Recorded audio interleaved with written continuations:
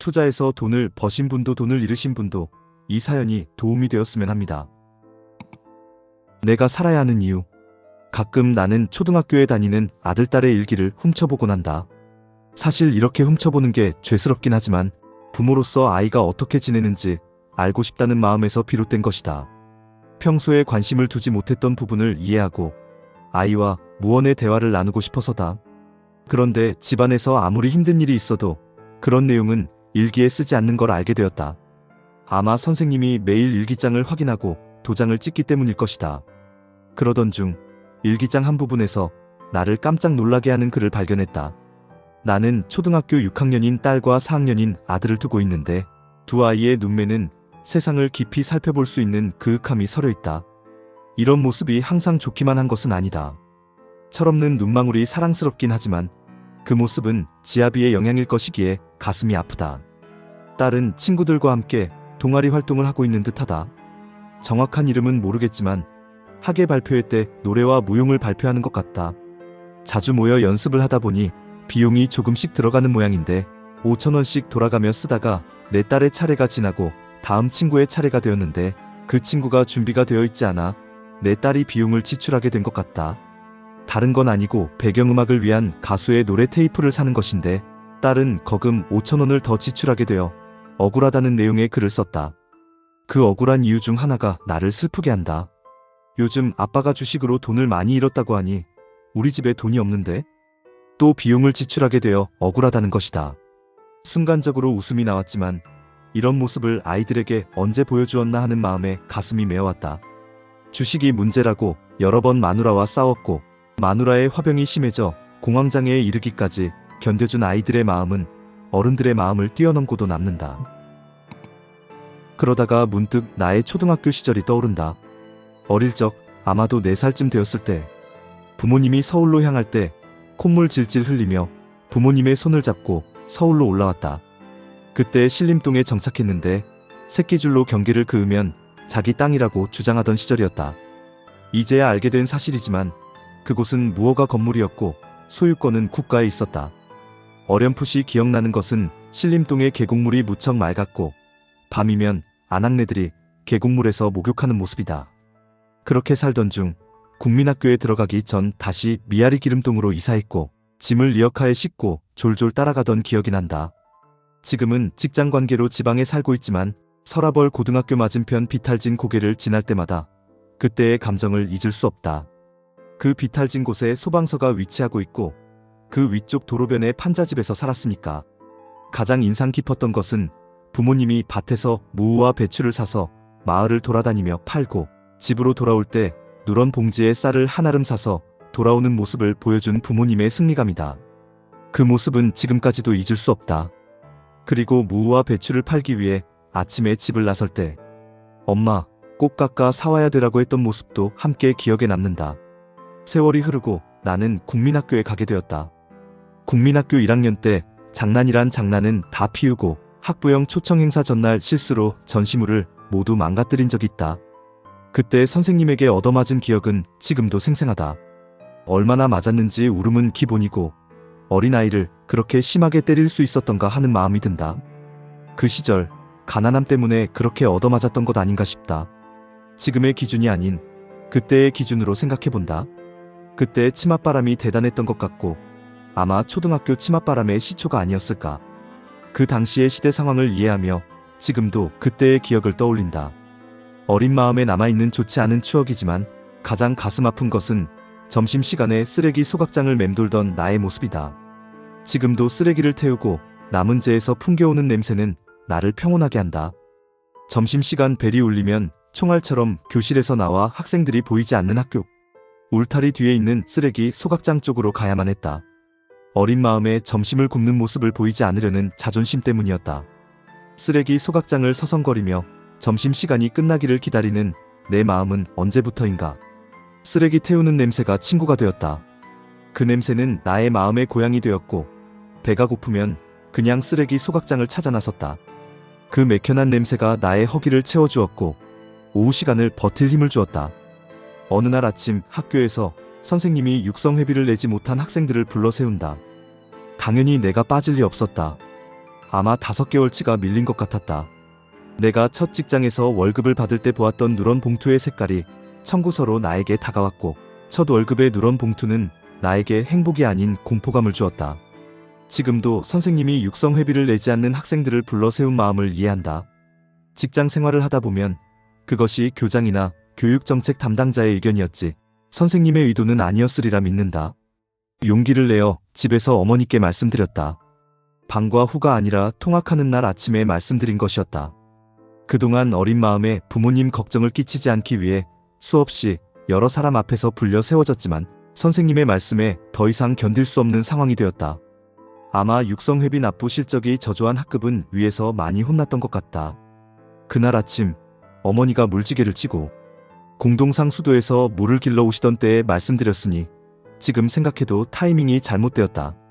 공동상 수도도 돈을 내야 하는데 그 돈도 빠듯한 상황에서 물지개를 치고 오시던 어머니가 화가 나셨을 것이다.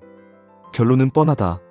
설득하기에는 너무 시간이 걸리거나 상황을 설명하기 어려운 상대방에게는 온몸으로 말한다는 것을 깨달았다. 어머니가 물지개 양쪽에 걸려있는 물통을 내려놓고 쇠갈퀴로 얼마나 얻어맞았는지 모른다. 그리고 나는 울면서 학교에 갔다. 지금 생각해보면 어머니는 돈이 없어 육성회비를 못 준 것보다 학교를 가지 않겠다던 나의 말에 더 분노하셨던 것 같다. 이렇게 나의 초등학교 시절은 흘러갔고 나는 그러한 상황에서도 열심히 공부해야 한다는 마음은 변함이 없었다. 나름대로 열심히 공부했다. 나는 그야말로 대한민국의 최고의 대학, 나름대로 최고의 학부에 들어갔다. 그러나 알다시피 사업을 하다 보면 흥하든 망하든 결국 나는 운명이 어찌되었든 월급쟁이로 돌아섰다. 남들이 보면 괜찮은 위치의 월급쟁이지만 그 월급은 적다. 부모님이 내가 최고 학부에 들어갔을 때 마을이 들썩였지만 이제는 초라한 월급쟁이일 뿐이다.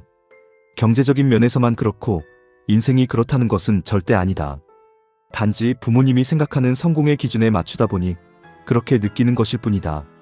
겉으로 보기에는 남부럽지 않은 모습이었고 부모님의 기대에 부응하는 것처럼 보였지만 안타깝게도 세상은 부모님이 바라는 것과는 다르게 흘러갔다. 나의 특유한 강직함과 정의감은 부모님 기준에 항상 못 미쳤다. 그럼에도 불구하고 단칸방 한 구석에서 아버님은 항상 정직하고 올바르게 살아가라고 말씀하신다. 이런 아버님의 말씀을 이해할 수 있나요? 무식할 것 같은 아버님께서 정직하고 올바르게 살아가라는 말을 하실 때 눈물이 났던 기억이 난다. 정말로 감사한 마음이다. 그러던 중 우연히 주식이라는 것을 알게 되었다. 어느 분의 실패담에서 자기가 제일 미워하는 사람이 있으면 그에게 주식 투자를 알려주라는 말이 인상 깊었다. 이 길에 들어서고 나서 나는 소중한 많은 것을 잃었다. 그건 실패담에서 나온 무수한 이야기와 일맥상통하는 내용이다. 그러나 그만큼 나는 많은 인생의 깊이를 느끼고 깨달았다. 주식 투자로 잃은 만큼 내 삶은 풍부해졌고 깊어졌다. 순간순간 지나가는 시간과 주변의 모습들이 일상과 같지 않게 느껴졌다. 나는 진정으로 나의 일상을 사랑하게 되었다. 주식 실패를 하신 어느 분이 쓴 아내의 일기는 나의 일상과 전혀 다르지 않았고 그 고통 속에서도 벚꽃길을 걷는 기분을 느끼고 싶었지만 잃어버린 재산의 충격이 너무 커서 그마저도 힘들다는 것을 깨달았다. 주식 투자를 하며 흘러간 세월 속에 어제 내가 사는 곳에 비가 내렸다. 나는 남들이 부러워할 만큼 가정적인 사람이다. 물론 직장 때문에 밤을 새워 일을 할 때는 타의 추종을 불허할 정도로 열심히 일하지만 부하 직원들과 상사들은 저를 좋아한다. 내가 나를 칭찬하는 것이 아니라 나는 일에 대한 전문성과 프로로서의 기질은 물론 어려운 과거를 겪었기 때문에 근본적으로는 인간을 먼저 이해하고 사랑하기 때문이다.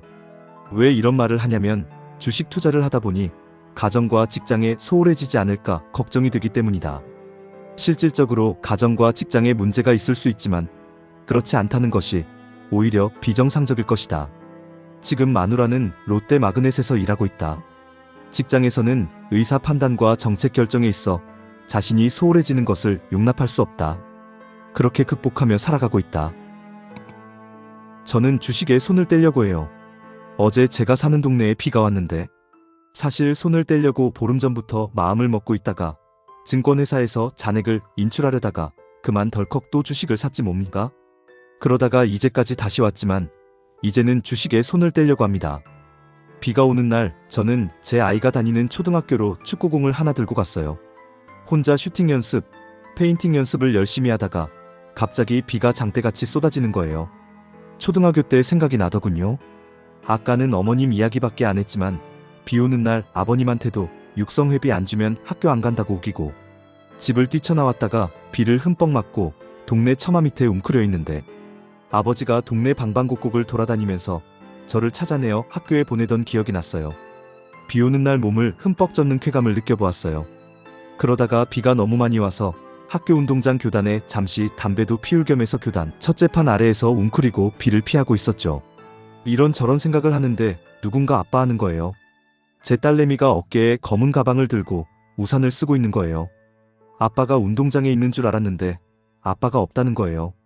그래서 이리저리 찾아보니까 아빠가 운동장 앞에 철제로 된 교단 밑에 사람이 있는 것 같아 와보니 아빠라는 거예요. 거기까지는 좋았어요. 검은 가방에서 흰 수건을 꺼내더니 아빠 비 맞았을까봐 이 수건을 가져왔다며 흰 수건을 내미는 거예요. 그때의 흰 수건이 그렇게 아름다운 건 세상에서 처음 보았어요. 붉은 악마라고 붉은 색깔하지만 아이의 웃는 모습에 흰 이빨처럼 흰 수건을 꺼낼 때 보았던 맑고 희고 깨끗한 모습 보았나요? 사실은 제가 이미 수건과 물을 가지고 나왔지만 이미 비에 젖은 터라 수건은 아무런 의미가 없었어요. 그렇지만 저는 소중하게 딸내미 앞에서 땀과 비에 젖은 물기를 닦았지요. 학교 운동장을 돌아 나오면서 오랜만에 나는 나의 딸내미가 몇 학년 몇 반인지 알았고 그 반이 건물 어디인지 알게 되었지요. 나는 이 가정을 소중히 지키렵니다. 이미 주식 투자로 인해 많이 손실을 본 분들에게는 저도 어떠한 조언을 드릴 수가 없네요. 그러나 주식 투자로 인해 다소의 경제적인 고통이 있는 분들은 가정을 위하여 주식을 그만두고 새 방향을 찾으면 어떨까요? 그리고 정여운이 남아있으시면 주식이 폭락하였을 때 2에서 3년 만에 한 번만 우량주로 일정 기간 투자하면 어떨까요? 나는 대다수의 선량한 샐러리맨들을 사랑하기 때문입니다. 그러한 샐러리맨들이 건강하게 살아야 저도 행복할 것 같으니까요. 그리고 저의 이러한 결심에 여러분이 성원해 주시면 저도 같이 제가 한 결심을 끝까지 실천할 수 있을 테니까요. 그러한 마음은 아시는 분은 알 거예요. 두서없는 글 많은 손실을 보아 어려운 상황에 처하신 분들께 진심으로 또 진심으로 죄송하고 만족스럽지는 않아도 일정 부분 경제적으로 손실을 본 분들에게 그나마 행복하기 기원하며 못난 글 올렸습니다. 영상을 보시고 구독, 좋아요 눌러주시면 제게 큰 힘이 됩니다.